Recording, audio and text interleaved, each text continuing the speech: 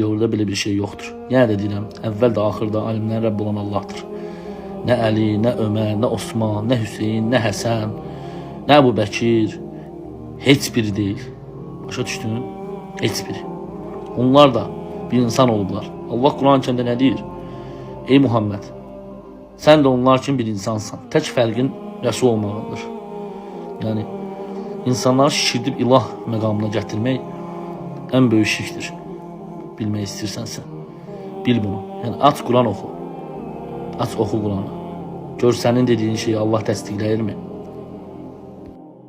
Məgər bəyəm kimsə deyir ki, Allahdan başqa Allah var? Məgər kimsə deyir ki, İmam Əlini və yaxud İmam Hüseyni və yaxud Əhl-Beyt hər hansı bir üzvünü biz Allah hesab edirik? Siz niyə dərhal bunu şirkə çevirirsiniz? Biz namazda deyirik ki, Əssəlamu aleykə ya əyyuhən nəbiyyü, salam olsun sən Allahın Peyğəmbəri. Əgər Peyğəmbər ölüdürsə, eşitmirsə, dəli öz-özümüzə salam göndərək. Bu nə məntiqdir, bu nə düşüncədir, mən başa düşə bilmirəm. Ümumiyyətlə, bu şirk söhbəti çox dərinə gedir. Məsələn, Quran-ı Kərimdə Allah buyurur, ya əyyuhəlləzin əmənu, ey iman gətirənlər. Məsələn, iman gətirin.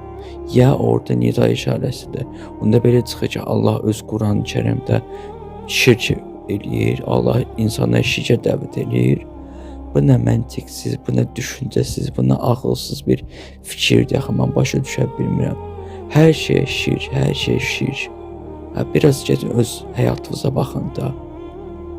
Gör siz Allaha şərik qoşmursunuz da.